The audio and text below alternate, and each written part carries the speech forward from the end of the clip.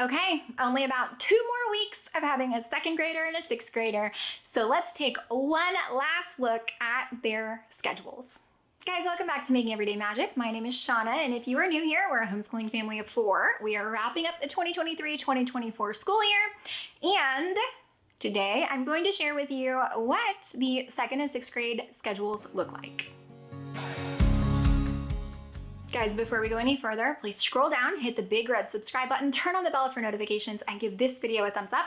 As always, you can find me right on down in the comments or over on Instagram at Making Everyday Magic. Now, I'm going to talk about our flows. Okay, so I'm going to talk about our scheduling because when I asked over on Instagram, be sure you're following us over on Instagram, what you guys wanted to see, I took a poll and schedules for 2nd and 6th grade was pretty high. So I'm giving one last look at this, and I will be showing the flows for my 6th grader and my 2nd grader, and it is one of the many free printables that I do have available. I will be sharing as many as I can over in my monthly newsletter, which I will have linked down below, and I'm also going to link right up here. Once a month, what we've talked about going forward, fun things like printables that I want to share, special offers, all that stuff. So don't forget to sign up for that. Let me start with schedules, okay? So my kids wake up by 7:30.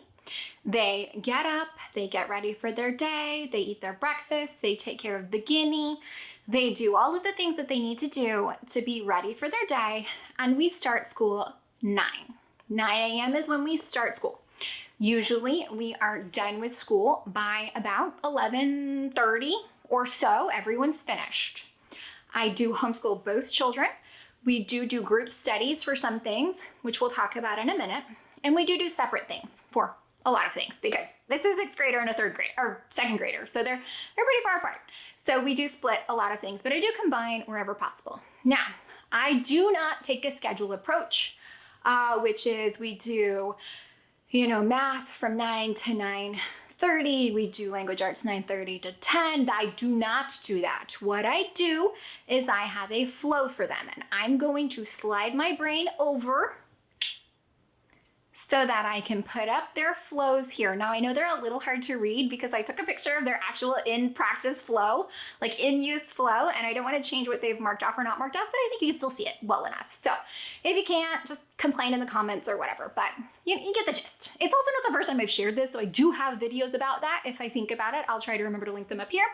But here we go. Okay, so these are their flows, and I have it available printable, but it's pretty and not like this. So in real life, I'm gonna pick them up because, well, I can't see what you're saying. Now, let's talk about it. You guys know I love to take the approach of Mom and Me Monday. So on Mondays, and my kids usually like to watch a show or something while they're eating breakfast. So on Mondays, they just start with their crash course mythology, crash course biology. They used to have High Gatsby back when we were still doing that, but we finished it up. So that's kind of dropped off. A lot of things have actually dropped off now. We've finished our Cultured Kids Spanish, which I absolutely love. You guys know everything I'm talking about, by the way, is linked on my favorites page on my website, and I've got that linked right down below. Almost everything has some sort of deal or offer or whatever. So if you're looking for something, check it out. Also, at this point, I think everything we're using is dedicated videos. So, I mean, if not, oh well, because the year's wrapping up. But if you want a more in-depth look at anything, there's a video here for you. Okay, just search science or geography in the little search bar and you'll get it. Okay, so big history. I don't know how, but we have made it through. We have I think 2 weeks left, and that's however many weeks of school we have left now. So it's right on time because I was not sure how that was gonna go. And so on Mondays, we do practically everything together, except one of them will watch their Math You See video while I'm reading the chapter of the week for Michael Clay Thompson with the other one, because my younger one has Poodle, and my older one, she's actually finished it now, but had Michael Clay Thompson level 3, which is the Voyage level. So we would read the chapter for the week while the other one was doing their math lesson. And then if I was still reading or whatever, they would go ahead and move on to one sheet of math, and they do that independently on Mondays. But other than that, maps, everything we do together on Monday. Okay, so then on Tuesdays. Now, on Tuesdays, if you look at the flow, I have it listed in order of importance to get done. But what happens is I usually start working one-on-one with my second grader. And so we start with the most important thing. We start with reading. So we'll start with all about reading, which again, we've now finished. And then we'll move into our poodle activities if we have that, and spelling. And then we'll read her chapter of science together. And then she is ready to move on and do her independent work. Both of them have plenty of independent work that they do while I, one person, am actively working with the other sister. So if there's, for some reason, say I'm working in the morning, I usually work from about 8 to 9. If I'm working and I'm trying to wrap something up, they will both go to their table, sit down, and start on their independent work. So it could be possible that Marilyn has already done a good bit of her independent work by the time I come into the room. But for the most part, we all try to be ready and at the table at 9.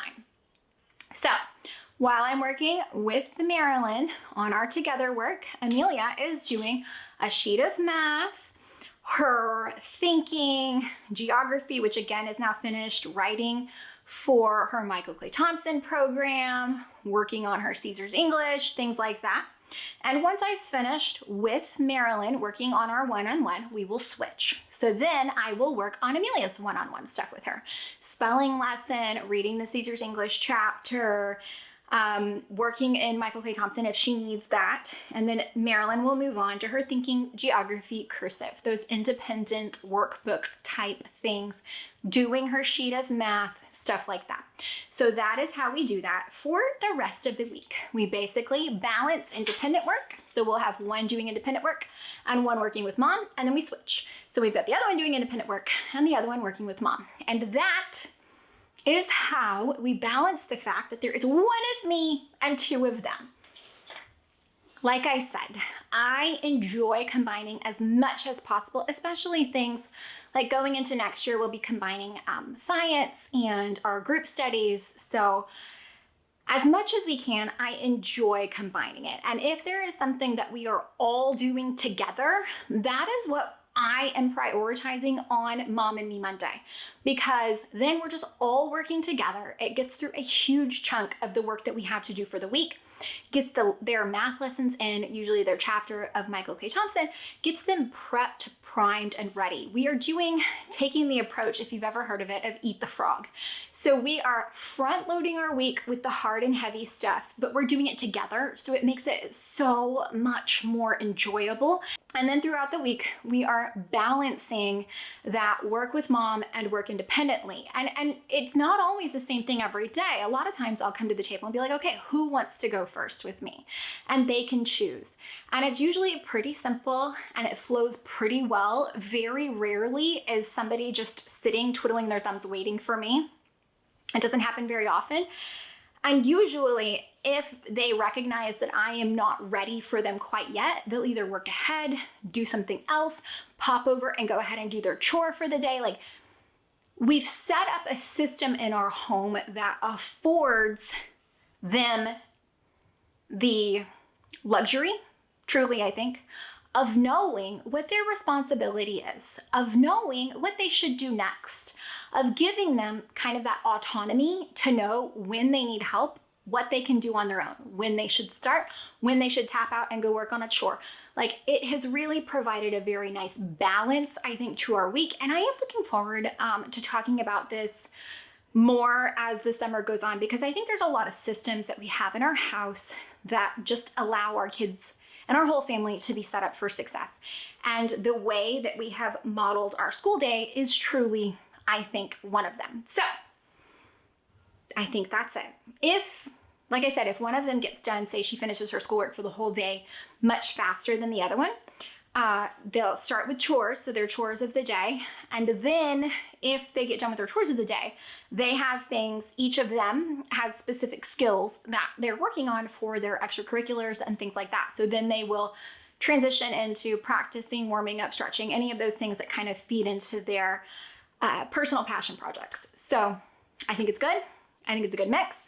I enjoy it very much. And if somebody's ready for me and I'm not ready, they'll usually be like, hey, I'm ready when you're ready. Or, hey, I need some help when you get a minute. Like, they're very good about understanding what I'm trying to do as far as prioritizing the learner that I'm working with, but they're good at letting me know that they need that help or attention. So yeah, I think that's it.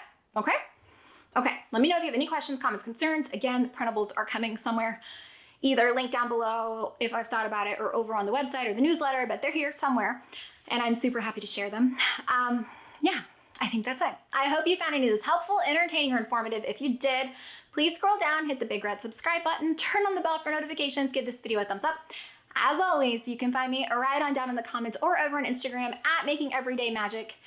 And everything is linked down below. Okay. I really would like to hear from other people, other homeschoolers, moms, learners. How do you balance? How are you doing this? How are you doing multiple kids? How are you structuring your day? Do you have like a hard start, a hard end? Like, what do you have going on? How are you doing this?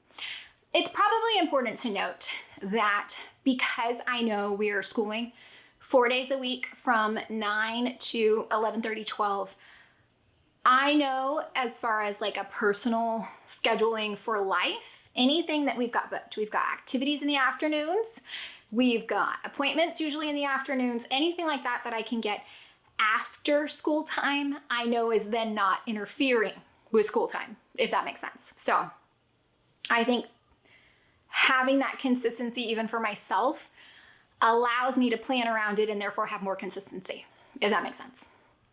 I think you feel me. But please, down in the comments, share. What do you have going on? What works for you? Because I know that what I've got going is not gonna work for everybody, but you'll probably, somebody somewhere has got some ideas that are gonna be your light bulb moment. I know it for sure. Bye guys.